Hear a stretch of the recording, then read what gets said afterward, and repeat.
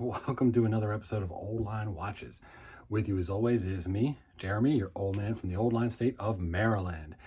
Today we are going to do a state of the collection. I've been very excited to do this.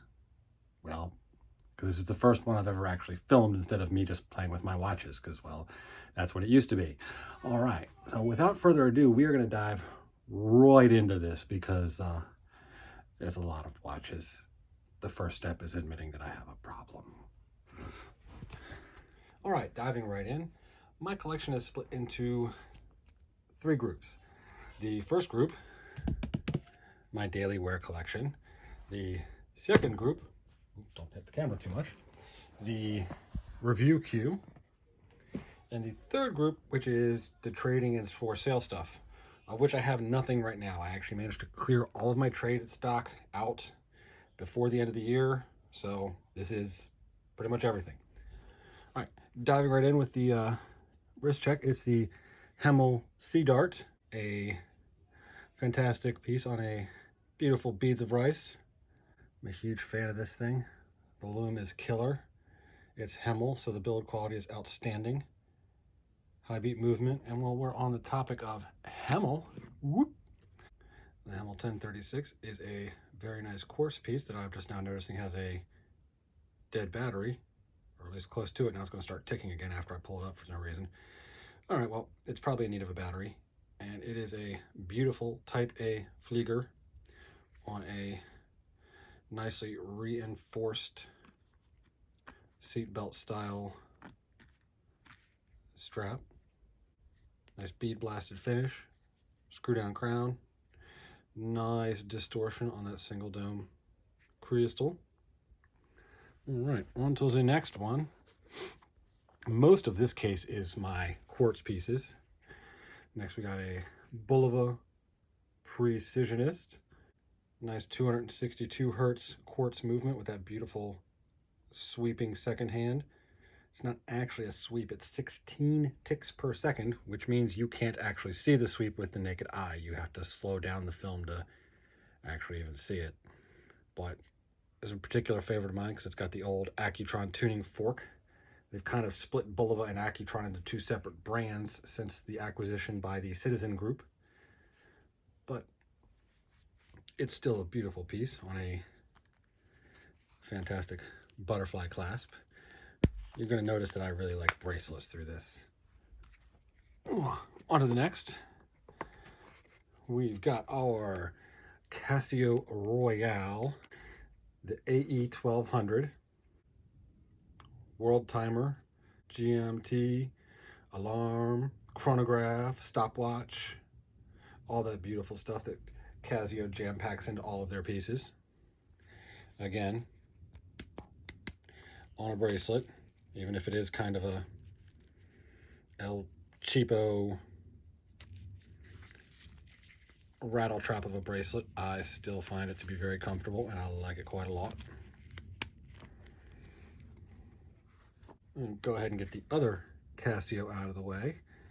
The beautiful data bank, the calculator watch. Not quite the Marty McFly.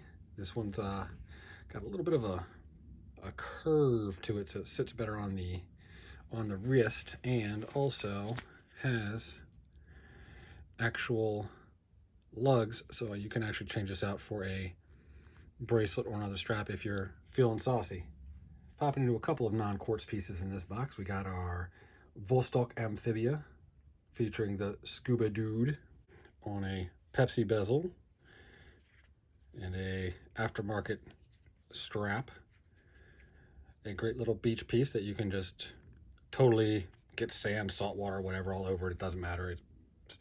It is as indestructible as the Russian mindset that created it. And to go with it, we have the Amphibia Gmt with a small second subdial. This is a unique and fun one in that the GMT hand is not independently adjustable. The only adjustment you have with it is changing the timer itself, and then you simply move the bezel to where you want it to be to set the GMT time. Again, Russian ingenuity and simplicity married well together.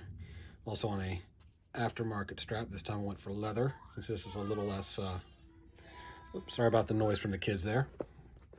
They're prone to doing that because they are kids. Next up is one we did a review on fairly recently, the Ball Inspector. Okay, now that the review's over, I'm going to make jokes about the Ball Inspector. Okay, actually I don't need to because you're all laughing already. An interesting quartz piece. It still has the tritium tubes that Ball is famous for. A fantastic dial that is just trippy as heck. Again, with a beautiful H-link polished brushed mix bracelet. To the next. Another one we've done a video on, the Seiko SUR457. The 140th anniversary limited edition. And when we say limited edition, it actually just says limited edition, but not like, you know, one of 10,000 or whatever. It's because there's not really a limit to the edition. They're just making it up. They're going to stop making it sooner or later. That's the limited of it. But I don't care because it's absolutely gorgeous. Seiko's claptrap bracelet is comfy as heck, even with only 2 slots of micro adjust. A great dial. Semi-sterile, even just the applied brand. Nothing else.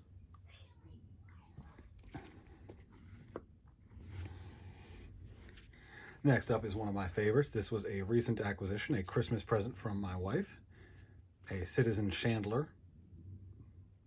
Eco Drive, solar powered, with a fantastically textured dial, almost kind of an Aquaterra-esque look to it, on a Strapsco engineer style bracelet.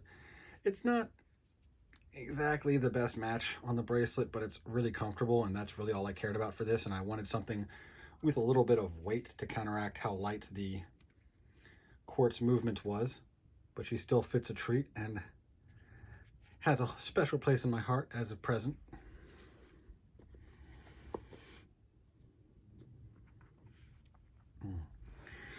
Now we're on to my 2 for here of my Annie Digi. This is an Omega Seamaster 120 multifunction.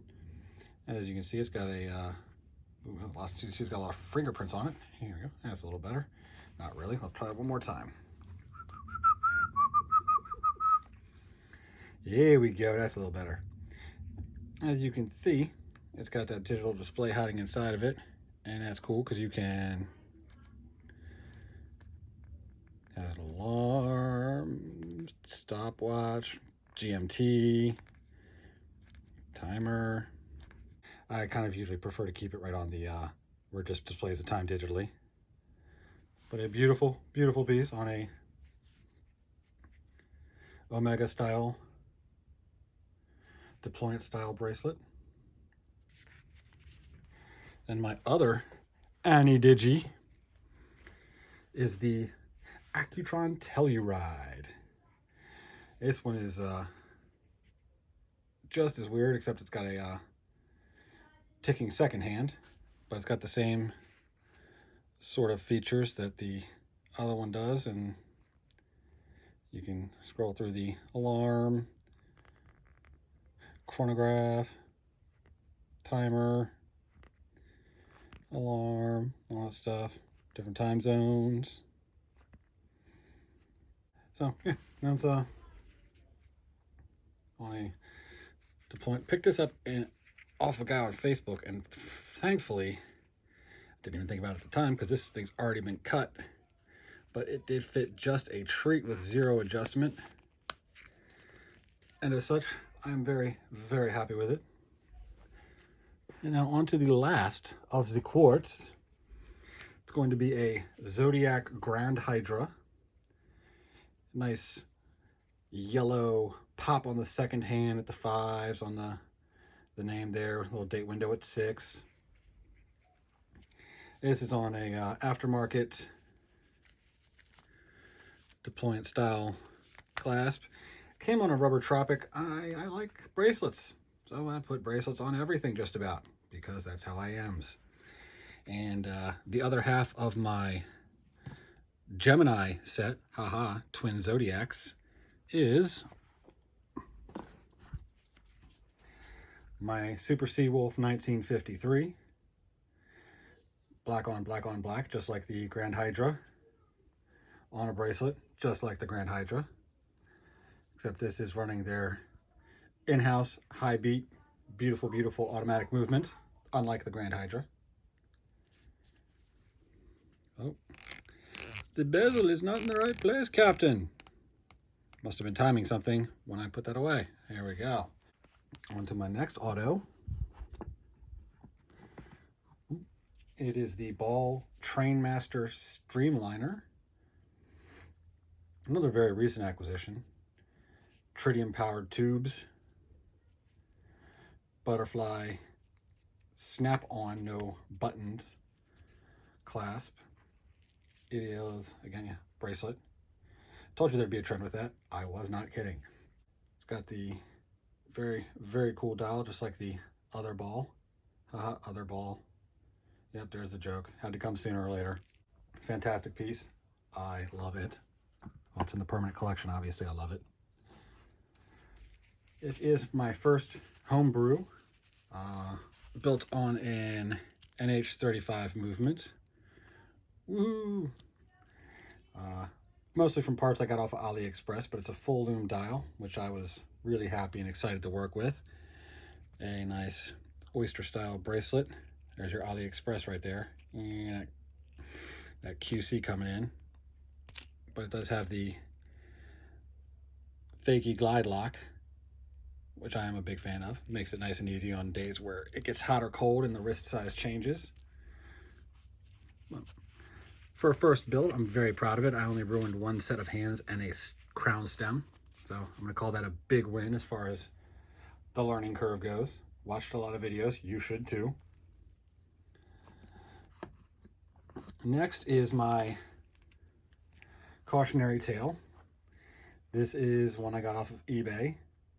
And as you might be guessing, it almost certainly came from India. And that is definitely not a Seiko movement inside of it. They are called derogatorily the Mumbai Specials. It's just a bunch of various parts cobbled together at a workshop in India.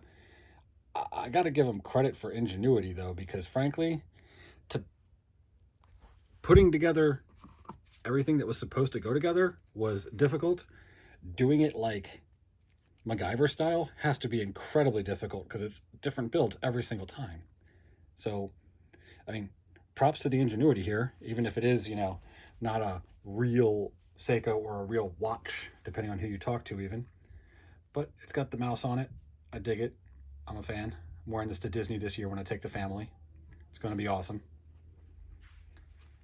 Next up, putting these under some kind of studio light makes me realize that, boy, I need to actually take a cloth to all these things to really get them looking as pretty as they need to. This is my Tag Formula 1, Tag Heuer, with a small second sub dial. And the absolute, I gotta put this up next to the microphone here. I don't know if it's actually gonna pick up or not, but this is the, yeah, you probably can't hear it. It is the buttery, smoothest wind I have ever felt. It is just absurd how smooth that wind is. And the bezel is right in there with it. It is just the feedback on it, everything. It's just gorgeous. Just a fantastic piece, and I'm really excited about it. And again, oh hey, look, it's on a bracelet. Because at this point, there should be no surprises about that. Next up is my Mécaniche Vénézienne. It is the Dante with the levels of Hell. I did a review on that. I will probably put all the links to all the reviews I have done in the description there. Get on a nice signed butterfly clasp. Again with the cross there, very similar to the style of the cross on the Maryland flag. Another reason I like the Mechaniche brand, among many others. They make a solid watch. I really like it. And their bracelets are just killer. Heading into the home stretch of the permanent collection, we have the Sao Baltimore Legacy 36. This is a smaller version of the Legacy that they had previously released in a, I want to say it was a 40, but yeah, this 36, like as a dressier sport type watch, is just outstanding. It's a great fit, not too thick, high beat Miyota 9000 movement. The single link bracelet is just gorgeous and fits so well. Again, I am a Sao fanboy. I don't get anything special from them for talking their praises all the time. I just really like the brand, and I love what they stand for. I love their design. It's just a great thing. All right, and wrapping up the personal collection, we are going to a strap instead of a bracelet. We have the Glycine L1000 Luganar. This is a odd ducky from the Glycine family. It's been out of production for about 10 years now, I believe. It is a dive style type of watch, but it has the airman style on the fly, adjustable, lockable bezel. And it's also got a gorgeous high beat. Pretty sure it's at a 2824 ticking away inside of that. Juicy. Well, right. Now, let me finish that part of things. We're going to move on to the something that's a little more relevant to the day-to-day viewers here. And it's going to be the review queue. Recently reviewed, we've got the Carnival 1986 homage to the Nomos Minimatic, a delightful little Bauhaus-inspired piece. Automatic movement, Milanese bracelet. Again, the link to the review will be in the description. Our most recent review and current giveaway, that also will be linked in the description, is the Cadison Date Just Palm Homage on a president style bracelet with a butterfly clasp, screw down crown, and the showstopper of a dial there that is just plays with light every which conceivable way. Next up will be the Heritor. I don't even know what model this is. I came on a leather and I moved it over to a kind of beat up Barton strap here because I'm a fan of comfort, and new leather straps are not comfortable. I've worn this a few times. I rather like it. It is a bit on the chunky side there, as you can see. It's a thick buoy. There will be a review coming up for it though. I like Heritor of the house brand products from Watch Gang. This is probably my favorite brand. They make a very nice quality watch. Next up is the Filida Explorer homage. I really like this one. I'm going to do nothing but like sing its praises in a review. It is my favorite dial design far and away. I just really love the simplicity of the Explorer design with just the 3 Arabics, the no date. It's just great. Simple oyster case, no frills bezel, lots of polished surfaces to go ting. As you can see, it's just causing all sorts of flecto in the camera there, which makes you feel like you're watching a J.J. Abrams movie, right? Topical. And a Rolexy style clasp that has no micro adjusts to it at all. Well, it has micro adjusts, but doesn't have that glide lock that everybody loves. But It fits a treat. Super comfy, super awesome looking. Next up, another strappy. This one is the Aesop Tourbillon. Yep, that's actually a real functioning. Give it a couple winds here to get it started. Legit tourbillon with an adventuring dial. A cool little solar system thing going on there. Got it on a rally strap right now because the junky leather strap that came on it was utter garbage, and I just needed to put something on there to wear it, and this is one of my more comfy straps for now. I tried putting an engineer bracelet on this thing. Terrible idea. Terrible, terrible idea. It looked god-awful. But I don't have any other bracelets, so on a strap it goes. It will still get reviewed. Next is the, I'm not so sure about this, but we're going to go with it anyway, from Vodrich. It is an automatic with a, I'll give it a couple of winds here so we can at least see it in action. It does start right up, which is nice. And it's got that cool little small seconds propeller looking thing to go with the actual seconds up there. Would have been better if they lined up a little better, but that's what you're stuck with. It's a meh bracelet, and it's not a stainless steel case. Leery, but I'm gonna give it a review. It's well made otherwise. It's just kind of utilizing low quality material, but at least it looks good.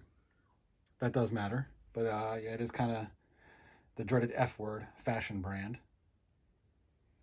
We're going to give it a fair shake in the review and see how it plays out. Next up is the Islander. It is a model ISL I forgot, and it is heavy. This thing's probably almost 200 grams. It is a heavy, heavy watch. But, I mean, look at that. Let's pop this off here. You gotta look at this bracelet. Look at this thing. That bracelet is meaty. I love Mark's design aesthetic, even though it mostly involves taking Seikos and improving on them.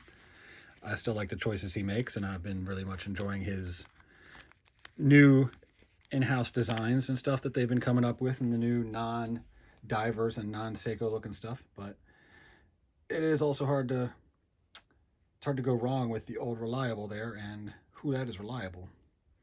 Killer Loom, as you'll see in the review when that comes out. On to the next. This one is our Pagani, not quite a Daytona, but another Rolly Homage. Ceramic bezel. Beautiful build quality. A mecha quartz, so you can still get the ticky, ticky, ticky, ticky off the chronograph hand. It is a, haven't even gotten all the stickies off of there. Those things are a bear to get off sometimes. But that one is, just recently did the unboxing for that one. I'll, again, include the link.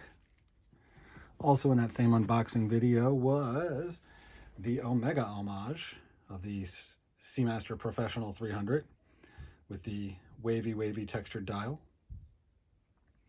And the Omega, and only Omega, makes this style of bracelet, which even when it's done on an homage, it's a really comfortable bracelet. Like, I don't know what it is about that particular design of linking or what, but it's just comfy. It's just like this, and the other Omega are like two of the most comfortable bracelets I have, and I don't think it's a coincidence.